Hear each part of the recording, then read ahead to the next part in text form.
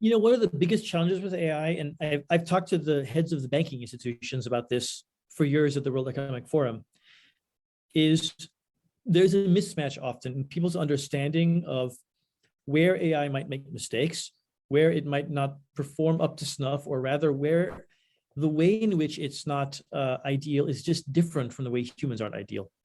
And banking is a great example because banks are constantly worrying about the question, how do I make my credit decisions? And when do I allow an AI system to make my credit decisions for me, for instance, to approve or deny a mortgage application?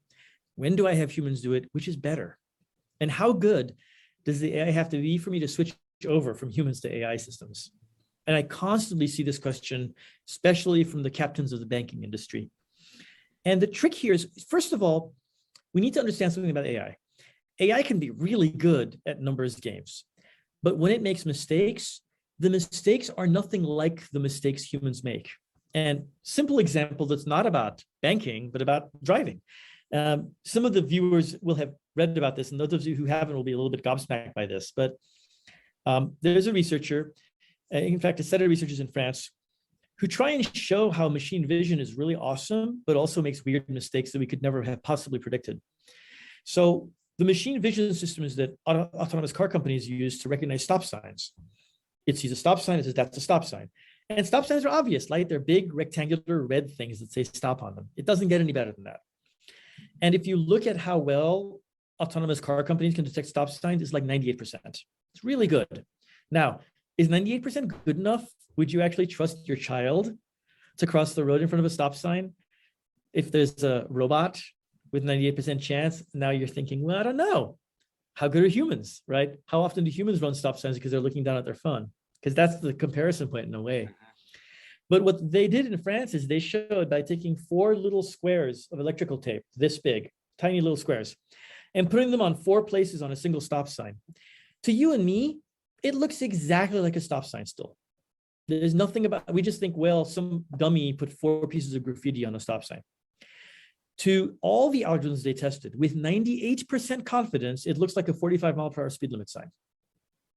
Now that's crazy, because we humans don't empathically understand how a machine that's that smart could have taken this rectangular red stop sign that still says stop on it and decided it looks like a 45-mile-per-hour speed limit sign.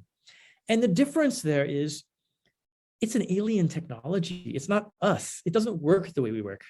And the kinds of mistakes it makes are different. We make a mistake and run a stop sign because we're looking at our phone. The AI is never looking at its phone. But if there's something wrong with the stop sign, it might see something that we couldn't wildly imagine or speculate it's going to see. That is a metaphor for what happens in any field with AI.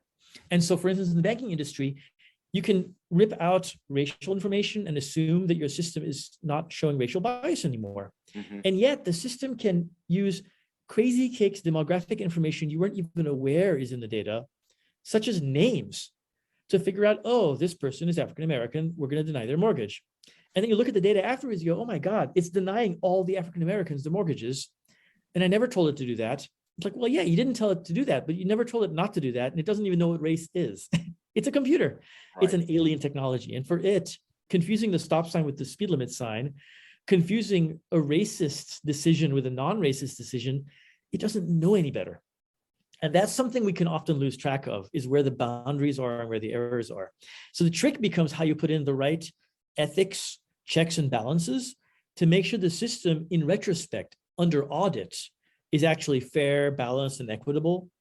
And to make sure the mistakes it makes aren't going to take us into a really dangerous space where we let them drive all our school buses, but then, God forbid, they do something terrible to our children because it doesn't know any better. That's where the trick is an understanding and reminding ourselves constantly that the systems aren't humans. They're not going to make human mistakes. They're going to make robot mistakes, and robot mistakes are not the same as human mistakes.